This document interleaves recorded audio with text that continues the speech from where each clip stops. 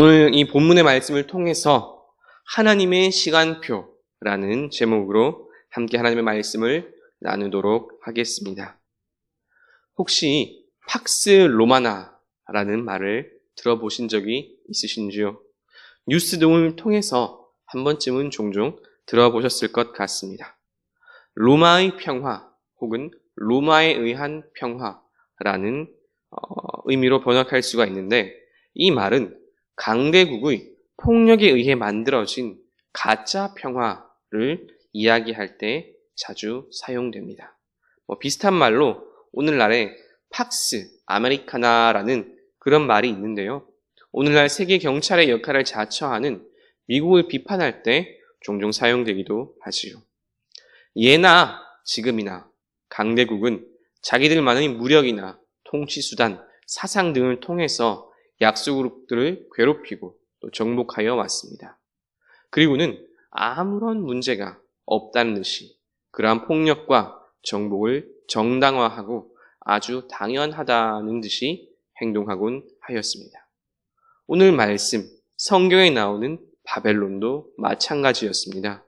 그들은 자신들의 강력한 군사력으로 주변 나라들을 정복하였고 폭력을 행하고 피지배민들을 억압하였습니다. 하지만 그들 스스로는 이것이 아주 당연하고 심지어는 대단하고 자랑스럽게 여기기까지 하였습니다. 자신의 힘을 의지하는 바벨론. 하나님 보시기에는 분명히 악한 자들이었습니다.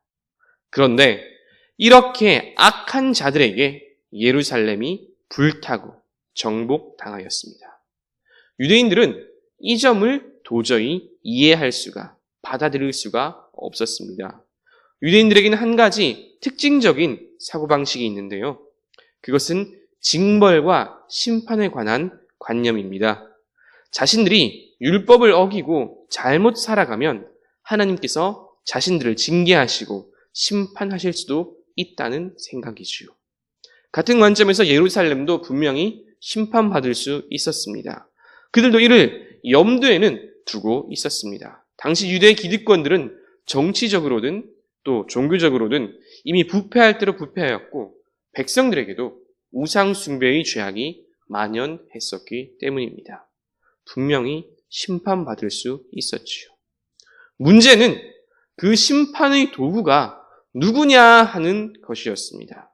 어떻게 저렇게 악한 바벨론이 하나님의 심판의 도구가 될 수 있느냐 하는 것입니다.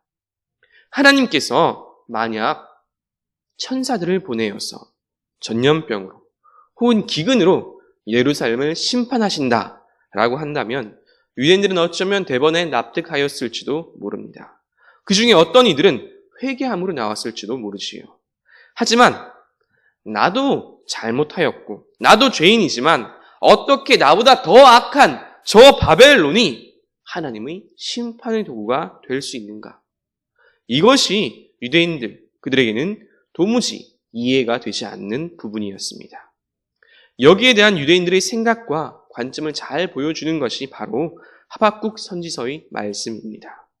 하박국 선지자가 하나님께 기도합니다. 유대 기득권자들의 횡포가 너무 심합니다. 공의의 하나님, 그들을 계속 지켜보고만 계실 것입니까? 그러자 하나님께서 이렇게 말씀하십니다. 그들을 심판할 것이다. 저 갈대아 사람들을 사용하여 이 부패한 유대 기득권자들을 심판할 것이다. 라고 말씀합니다. 여기에서 하박국 선지자도 하나님의 말씀을 순간적으로 잘 이해하지 못합니다. 아니, 유대 기득권들이 부패하고 나쁜 것은 잘 알겠는데 어떻게 그 심판의 도구가 바벨론이 될 수 있냐는 것이지요. 그런데 오늘 말씀 23절의 말씀을 보면 바벨론을 일컬어 온 세계의 망치라고 이야기합니다. 이게 무슨 의미일까요? 이는 하나님께서 분명히 바벨론을 온 세계를 심판하시는 하나님의 도구로 사용하셨음을 의미합니다. 이스라엘 비롯한 수많은 민족들이 하나님을 떠나 살고 우상 숭배를 하며 하나님 없이 자기 자신만을 위하면서 살아가는 그런 모습을 보면서 그들을 심판하기 위해서 바벨론을 하나님의 도구로, 하나님의 망치로 사용하셨다는 말씀입니다. 하지만 바벨론 역시 거기까지였습니다. 하나님께서 분명 바벨론을 하나님의 도구로, 망치로 사용하셨지만 바벨론은 자신의 본분을 알지 못하고 교만하게, 거만하게 행하였습니다. 이처럼 하나님의 섭리를 깨닫지 못한 바벨론 역시 하나님의 심판을 피할 수는 없었습니다. 하나님께서는 선지자 하박국의 물음에 저 바벨론은 어떻게 하실 것입니까? 라는 그 물음에 그들 역시 심판당할 것이다 라는 말씀으로 대답하신 것입니다. 한편으로 생각해 보면 그 시기에 그 지역에서 그렇게 바벨론이 강성해질 수 있었던 것도 하나님께서 크신 계획 안에서 하나님께서 허락하시고 허용하셨기 때문이었습니다. 하지만 그들은 이를 깨닫지 못하고 거만하게 방자히 행하였습니다. 결국 그 강대한 바벨론도 심판의 대상이 되어서 멸망당할 수밖에 없었지요. 하나님의 도구로 사용되었던 이 바벨론이 심판의 대상이 되는 이 장면을 통해서 오늘 말씀 아주 중요한 두 가지 영적 진리를 우리들에게 말씀합니다. 그 첫 번째는 하나님의 도구로 사용되는 사람과 국가에 대한 말씀입니다. 하나님께서 나를 혹은 누군가를 하나님의 능력의 도구로 사용하신다면 그것은 온전히 하나님의 크신 계획과 섭리 안에 있는 것이지 그 사람이 혹은 내가 뛰어나거나 잘나서가 아니라는 것입니다. 이것이 정말 중요한 말씀입니다.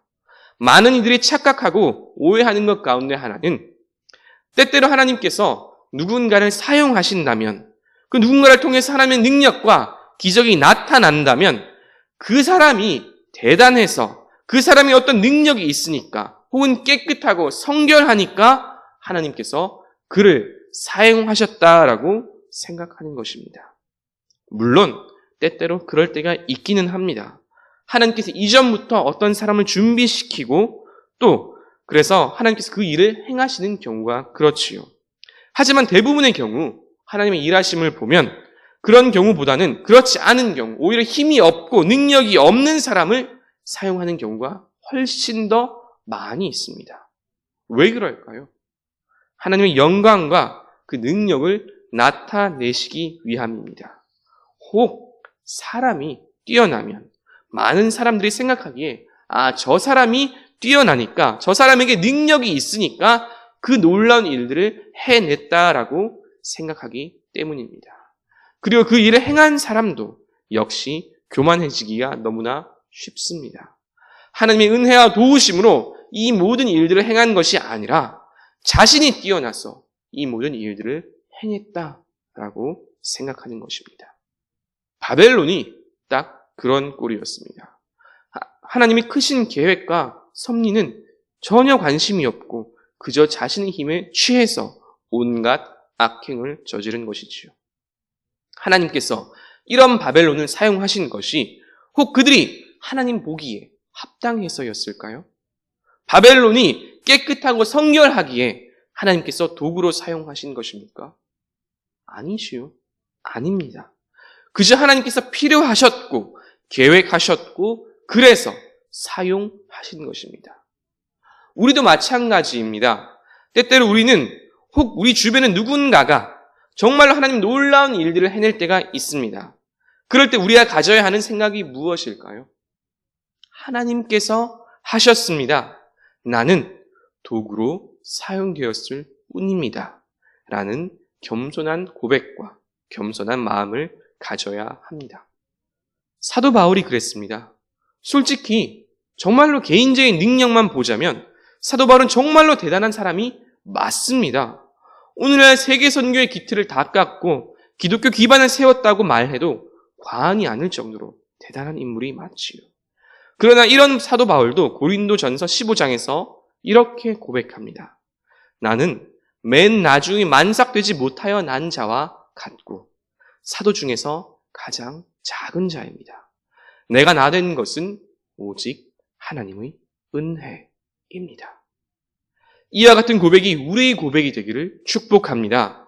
내가 하나님의 도구로 사용되었다 할지라도 그것이 전부라고 생각해서는 절대로 안 됩니다. 하나님께서 나를 혹 우리를 사용하신 것은 우리가 깨끗하거나 우리에게 능력이 있어서가 아니시요. 단지 하나님의 크신 그 계획의 일부에 포함되어 있을 뿐이며 하나님께서 그 시기에 그 장소에 우리가 필요하셨기 때문입니다. 우리는 그저 감사할 따름이지요. 하나님께서 나를 사용하셨다 하여 교만하여 진다면 바벨론이 무너진 것처럼 나도 언제든지 무너질 수 있다는 것을 반드시 명심해야 합니다. 하지만 반대로 만약에 하나님의 섭리 속에서 많은 일들을 행하고도 바알과 같이 이 모든 것이 하나님의 은혜입니다라고 고백한다면 먼저는 하나님께 영광이며 더불어서 계속해서 그 하나님의 은혜와 능력이 우리에게 임할 줄로 믿습니다. 오늘 말씀을 통해 기억해야 할 두 번째 영적 진리는 아무리 강성한 나라, 강대한 세력이라 할지라도 그 끝은 반드시 존재한다는 것입니다. 아무리 강력한 나라라 할지라도 그 끝은 분명히 존재합니다. 역사 속에 나타난 수많은 강대국들의 흥망성쇠를 한번 떠올려 보시기 바랍니다. 이집트, 헬라, 로마, 아수르, 바벨론, 페르시아. 이 모든 나라들이 참으로 강력했습니다. 도무지 망할 것 같지 않던 그런 나라들이었습니다. 하지만 오늘의 역사는 무엇을 말해 줍니까? 이 모든 나라들이 결국 다 멸망하고 없어져 버렸습니다. 로마의 전성기에 살던 사람에게 혹 누군가가 이 로마가 망할 것 같냐라고 물어본다면 그 사람이 무엇이라 대답할까요? 마찬가지로 또 오늘 말씀에 나타난 이 바벨론의 최전성기에 살고 있던 어떤 사람에게 지금 이 바벨론이 망할 것 같냐라고 물어본다면 그 바벨론 사람은 무엇이라 대답할까요? 이상한 생각을 한다는 듯이 우리를 쳐다보지 않겠습니까? 사람들이 흔히 착각하는 것 중에 하나는 지금 이 일이 잘 되면, 내가 하는 일이 잘 되면 이 잘됨이 영원할 것이다 라고 생각하는 것입니다. 정말 잘못된 생각이지요. 영원할 것 같았던 바벨론도 멸망해버렸습니다. 바벨론뿐입니까? 로마와 애굽, 아수르와 페르시아 모두 다 멸망해버렸습니다. 우리도 마찬가지입니다. 오늘날 많은 사람들이 교만한 이유가 무엇입니까? 내게 힘이 있다고 생각하기 때문입니다. 나에게 지혜가 있고 내게 힘이 있고 내게 능력이 있다라고 생각하기 때문입니다. 그래서 교만한 것이죠. 내 힘으로 다 할 수 있다라고 생각하며 이 능력은 사라지지 않고 오래도록 나를 이끌어 줄 것이다 라고 생각합니다.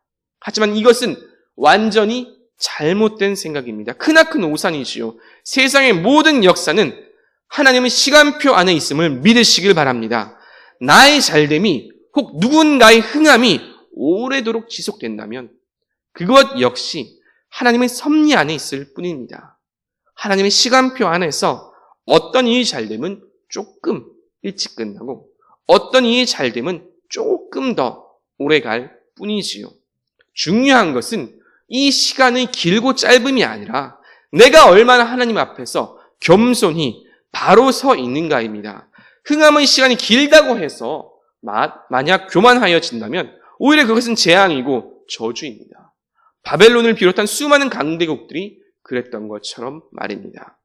자신의 힘과 능력에 취하여 하나님 없는 삶을 살았고 하나님의 은혜와 긍휼, 구원은 점점 먼 나라의 이야기가 되고 말았지요.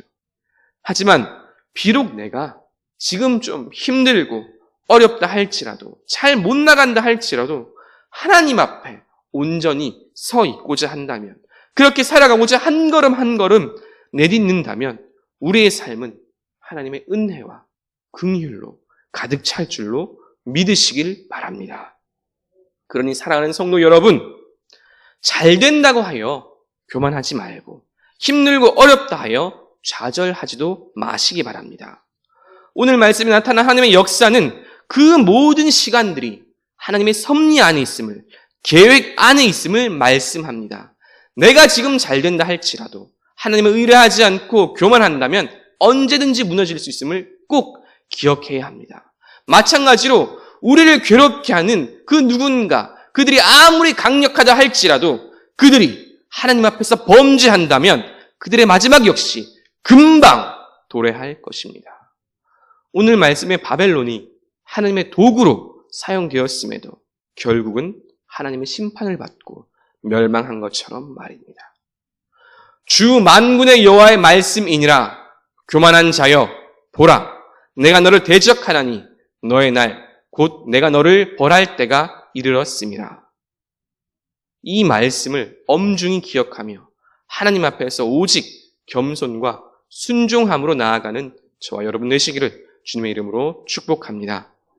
말씀을 정리합니다. 오늘 말씀이 나타난 바벨론의 흥망을 통해서 하나님의 역사 속에서 하나님께서는 어떻게 행하시는지를 함께 나누어 보았습니다. 내가 하나님을 믿는다 할지라도 때로는 하나님께서 바벨론과 같은 그 도구를 사용하셔서 나를 징계할 때가 있습니다. 그러나 그들이 하나님의 도구로 사용되었다고 해서 그들이 결코 옳은 것은 아닙니다. 단지 하나님께서 그들을 징계의 도구로 사용하셨을 뿐입니다. 이는 우리에게도 마찬가지입니다. 때로 하나님께서 긍정적이든 부정적이든 우리도 하나님의 도구로 사용하실 때가 있습니다. 그러나 하나님께서 나를 사용하신다고 해서 내가 잘나거나 뛰어나거나 그렇게 생각한다면 그 역시 하나님 앞에서 교만이 됩니다. 하나님께서 나를 들어 사용하신다면 그저 겸손히 그 모든 것이 하나님의 은혜임을 고백해야 합니다. 또한 지금 잘 된다고 하여서 교만하지도 말아야 하며 지금 힘들고 어렵다고 하여서 좌절할 필요도 없습니다. 이 모든 것이 하나님의 시간표 안에 있기 때문입니다. 일이 잘 된다 하여서 나의 힘과 능력을 의지하고 그래서 교만한다면 하나님께서 바벨론을 무너뜨렸듯이 나의 삶도 언제든 무너질 수가 있습니다. 그러나 마찬가지로 지금 삶이 힘들고 어렵다 할지라도 내가 하나님 앞에 온전히 서 있다면 때가 되면 바벨론을 무너뜨리시고 이스라엘을 회복시키셨던 것처럼 때가 되면 내 삶을 힘들게 하는 그 모든 사람들을 심판하시고 이전보다 더 좋게 내 삶을 회복시키실 줄로 믿으시길 바랍니다. 이 하나님의 시간표를 신뢰하며 오직 하나님 앞에서 겸손과 순종으로 하나님의 일하심을 기대하며 오늘 이 하루도 살아가시는 저와 여러분 되시기를 주님의 이름으로 축복합니다.